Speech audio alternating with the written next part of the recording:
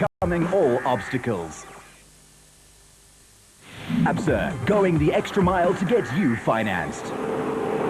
Off-road racing is tough and it's easy to derail. And on the second half of the Limpopo Ford Motorride 400, there was a lot of that going on. Already more than a quarter of the field were forced to call it quits, and more were to follow. But no one told Alfie Cox that.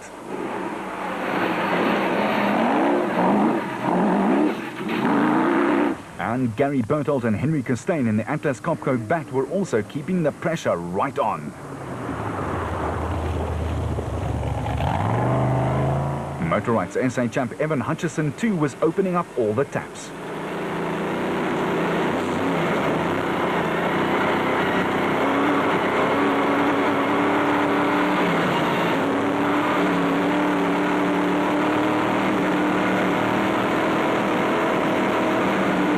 And in the dry riverbed that they raced back to the finish line with at the Eysterbach Resort, he took the lead briefly.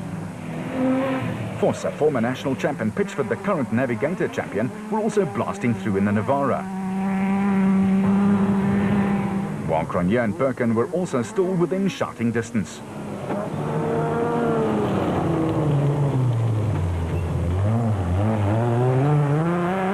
The crew of Matthews and Erasmus was just a green flash as they sped by.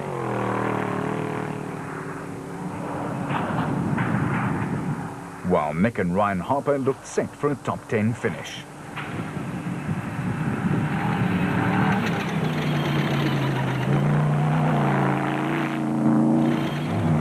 Krobler and Jordan were still battling along, but their usual charge and come from behind was non-existent this time.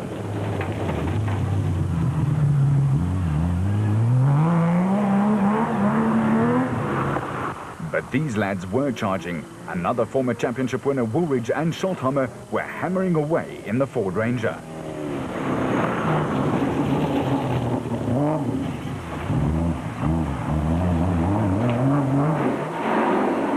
And the boys literally had the dust flying everywhere.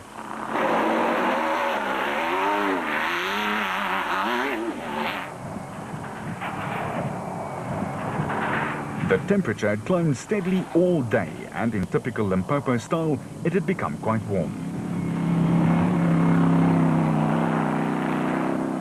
Harkis and his new sidekick to 3 had lost 2 places on the way in, but was still going very well, and the winner of the Darling race was on his way to collecting points too. The Weichelts and the Bosel Nissen were going quickly, but just not quickly enough.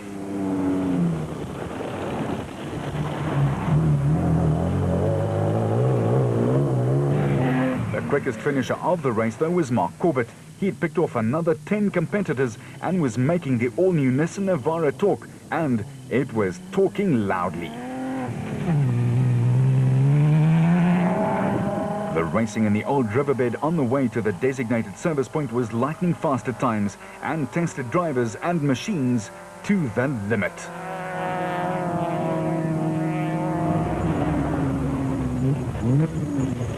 As for Richard Schilling, the former champion still loves it, and 20 years after the fact, first winning on the circuit, he now led Class S. The Besaid notes in the Bat were up into the top 30 after starting in 41st. While Class E leader Schroeder looked like he was going to extend his lead in the championship chase.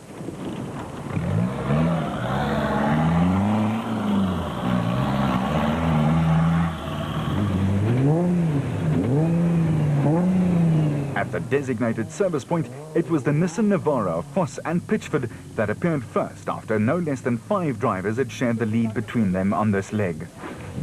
Okay, push it back a bit. After almost taking out the cameraman in their haste, Pitchford gives us the lowdown on conditions out there on the route. Yeah, extremely dusty. We've been stuck behind a bat for about 100 k's now. They keep getting lost and we get in front, and then they're quicker than us and they get in front again. But now, just before we arrived here, they did a wrong turn and we managed to get in front and get here first. And the bat he was referring to was that of Cox and Testega's motorized special vehicle. Left one. They clearly had tyre trouble out there, as well as getting lost. And that was due to a broken odometer, as the Dakar Rally star explains to us. We're battling to find our way a little bit, but we lost the odor early this morning, so It's been difficult without Oda. We keep getting into the front past Duncan and then get lost, and they catch us, and then we get into front again. They're just 5 k's from home here. They got into the lead again. So yeah, the race is not over, but everything's going perfect. The car's unbelievable, and we're having a great day. Despite getting lost, the Atlas Copco boys finally found the line.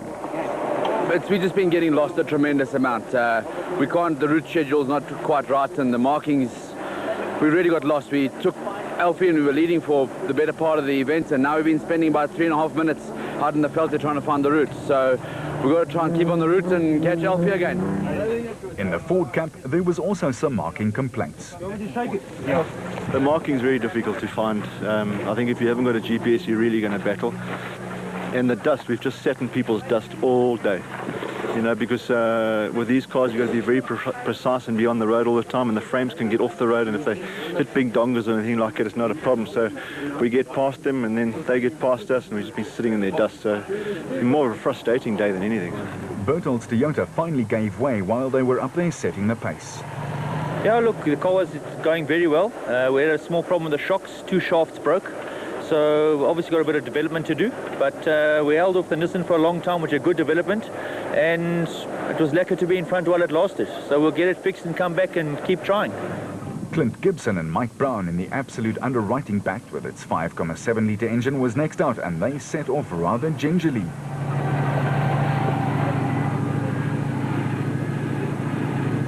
For the Ford lads, there was very little work to do to their trusty steeds.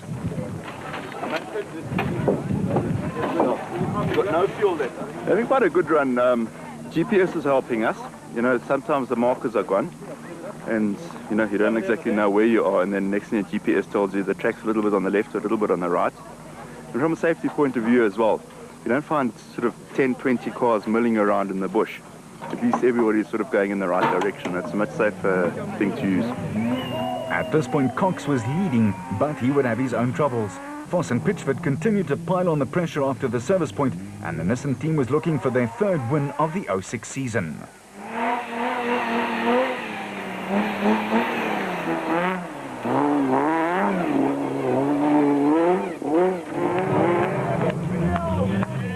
Woolridge and Schultheimer had made a big move from 12th all the way up into the top 5 and were in the hunt for a podium finish.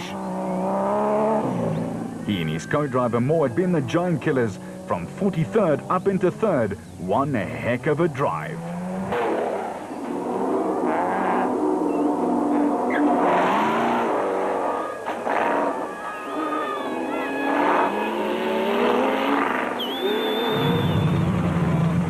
Cox and Ter Steger were keeping it as quick as they could, but the 2005 champion was to have a heartbreak within sight of the finish line.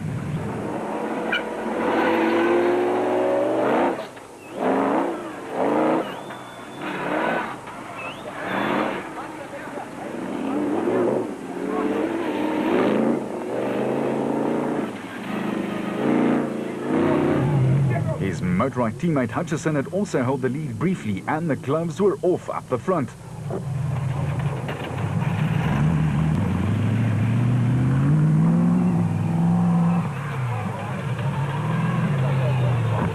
Cox's heartbreak was 2 flat tires. Luckily, Ter Steger is very handy, but he could not hold the hands off the clock. Really leading, and now we've had 2 punctures from the DSP to here, and that's not good.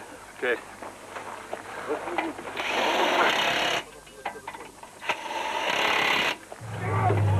Nashua Mobile's Marsh was holding station in the top 10, staying out of harm's way.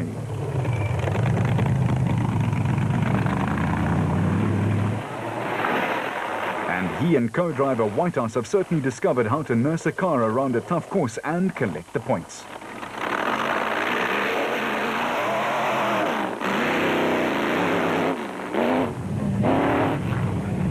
But Voss was the one doing the leading. He and Pitchford were superb in the proudly South African Nissan, and from the bottom of the riverbed to the finish line, he pounded the car all the way home.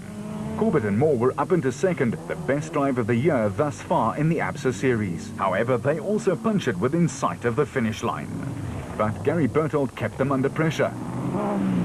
Schultheimer and Woolridge were technicians in their fine drive in the Ford Ranger. while Hutchison and Bergman were third in Class A and sixth overall.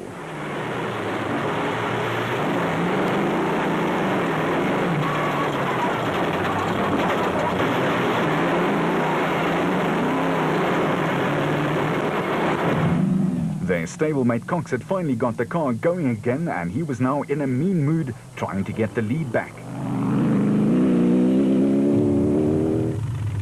Marsh was taking a bath and he quietly worked his bat into 7th place on the way in, exactly where he started the day.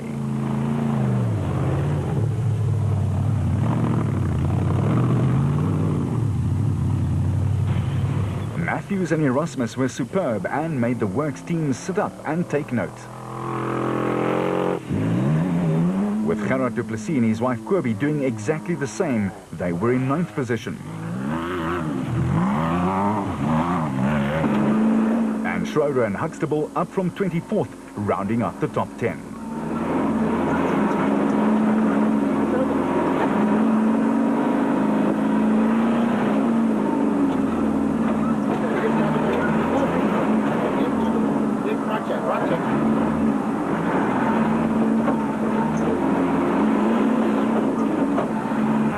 Chris Visser and his co-driver Jaapie Badenhorst were just outside the top 10, and the Class D leaders ensured that they stayed right there, while Jannie Visser and Joks Leroux were in 15th place on the way into the finish line.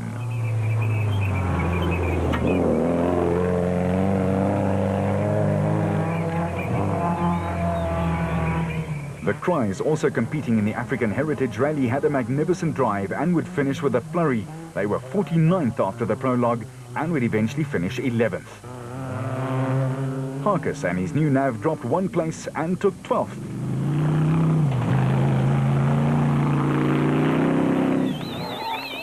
While Hichu and Jaap de Bruin were just inside the top 15, a 2nd place drive in Class D.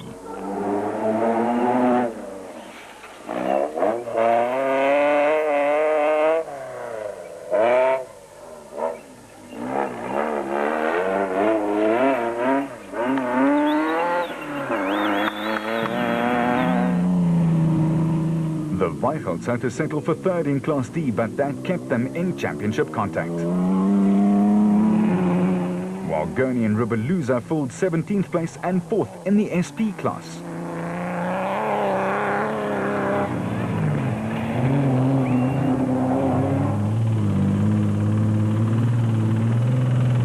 Yuri and Andre du Plessis were within sight of the finish line.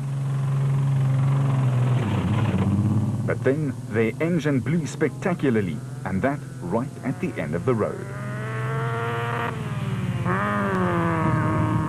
Rutherford and Doubtfire and the Nasho Mobile Bat got themselves lost horribly.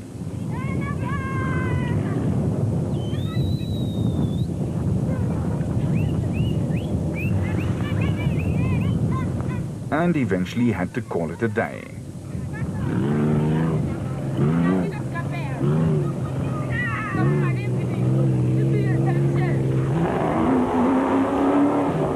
Gary Gillingham and Peter van Vieren almost stalled it through the water, but recovered to take the Class S win.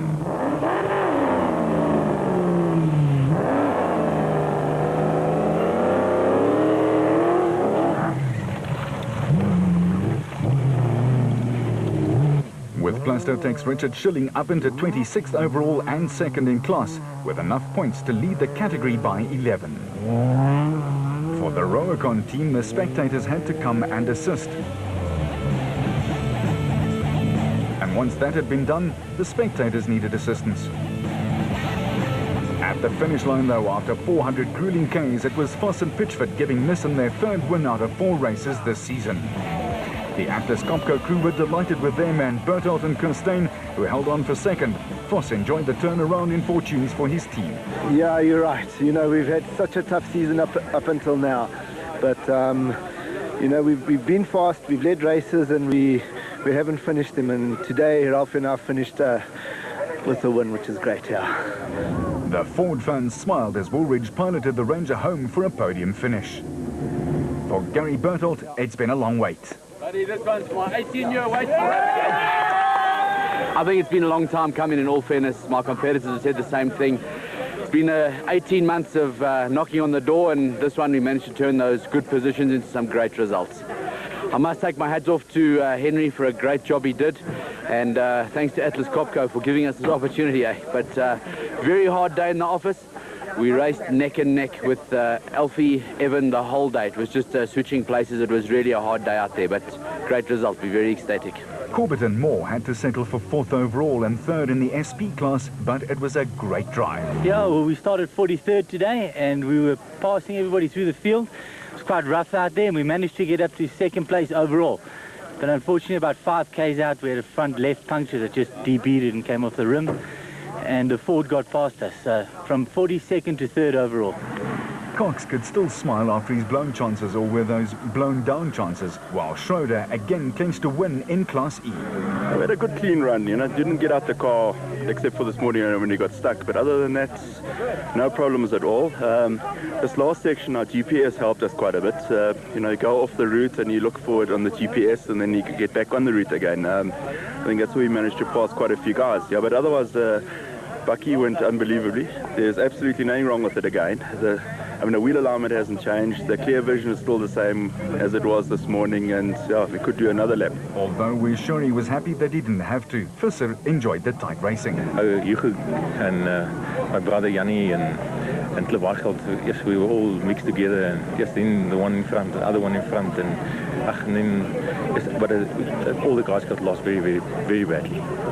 But it was like Bucky was lost. Yes, I thought the Bucky's not going to last this last 20 k's, but luckily we finished in first in class, and it was a good result for us. In the Manufacturers' Championship race, Toyota lead Nissan by 16 points, and for Motorrad, it was a great day out. Yeah, great result for the team. We had an excellent day's racing. It was one hell of a day's racing.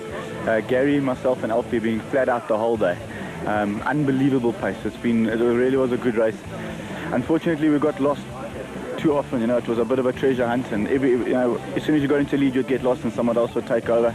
But it made for some good racing, and yeah, one hell of a race. The pace was unbelievably fast. It was you couldn't take your eyes off the road for a second. I couldn't even take my hand off the steering wheel to get a drink. It was unbelievable. But I'm very happy for Motorrad. Alfie with his new car, I think he led most of the day. Right near the end, he had a second puncture, which he lost the lead to Gary. But good for Gary, first time out in his new car, a win for him. So yeah, it was a good day for the sport, a wonderful race. Happy that Motorrad were the sponsors of this race, and it's turned out to be a bit of a mammoth event, a real tough, hard race. All the ding-dong battling coming down to Voss and Pitchford, winning by almost 7 minutes from Woolwich and Schulthammer.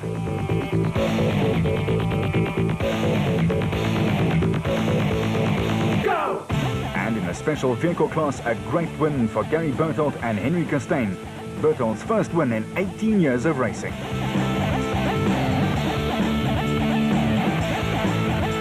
And the championship log, a very slender 4-point lead for Hannes Strobler and Francois Jordan over Woolwich and Schulthammer.